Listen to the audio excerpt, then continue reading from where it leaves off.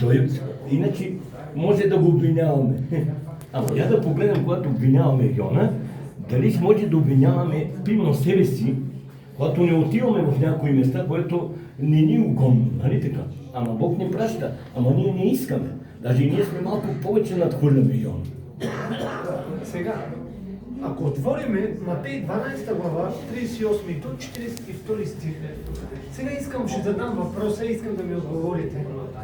Тогава някои от книжниците и фарисеите му отговориха: Учителю, искаме да видим знамение от теб. А той им отговори: нечестиво и прелюбодейно поколение иска знамение, но друго знамение няма да му се даде, освен знамението на пророк Йона. Кой беше това знамение, който на пророк Йона? Хайде сега да го кажем. Какво е това знамение? Христос е дошъл, направил е знамение. Той трябваше да бъде в колено, нали? И след това той мина от едни страдания и след това отиде в Ниневия, за да може да бъде спасена на Ниневия, нали? Говорим това. Сега Исус Христос направи изкуплението, отиде в колено на земята 3 нощи, заради кого? Заради нас, за да ни освободи, за да ни даде примерно спасение. Това примерно. Да приеме жертвата на Бога и да се го обясни, ето някой да запали в църквата и си чете историята на Йона, и Йона не е хубаво, не е право. Кое това ще да кажи? Може ли някой да го обясни? Аз се оказа преди в корема. Той го избра, него го избра на вините на Бога. Той му избра, както нас избра да стане църква. И аз исках, казвам, сямам и не може. Господ казва, щом прекрачваш прага, няма да те оставим на мира и няма къде да бегаш. Ние сме в неговите ръце. И да искаме да бегаме, не може да бегаме. Сме в неговите ръце. Аз искам да допълня още нещо, че нещо време хората не искат да приемат Бога, искат повече знамения и чудеса да се случат в живота им. Болни са, искат изцеление. Нещо им липсва, искат от Бога, обаче нямат това истинско поклонение и покаяние пред Бога. Както при град Ниневия. Те се покаяха, отвърнаха си пътици.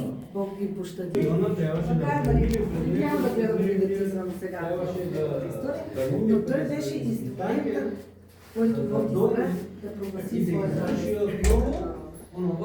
така че ние като адвентен народ аз искам да кажа, че знаем историята, че когато Господ каза, че ще погуби Ниневците, защото там се вържеше много. Има проблем човечество. И ние се виждаме всички в Йона. Някой заставаме на мястото на Бога. И казваме, от него или от нея не става нищо. Колкото и да и говоря, по-добре да си отиде там, където трябва. Взимаме думата на Бога. Тук виждаме Йона, който казва, от този град не става нищо. Добре ги заличи. Виждаме колко така... Последното знамение, което историята ще помни за Йона, знамение няма да си даде на този безбожен народ, който не иска да се нещо, което Исус прави за Йона и в корема на рибата, а Исус е бил 3 дни в своята смърт до неговото. Ниневиците бяха да предупредят. Това е знамението на Бога. Кажи. Бих искал да кажа, че сестра Вайт обяснява, че няма по-голямо чудо от характера, който християнина има, като следствие от докосването на Светия Дух. Това е знамение за поколенията. Ако теб хората от страните видят, че ти си не просто духовен, а христоподобен, ти си знамение за своя собствен град. Точно така, защото в тебе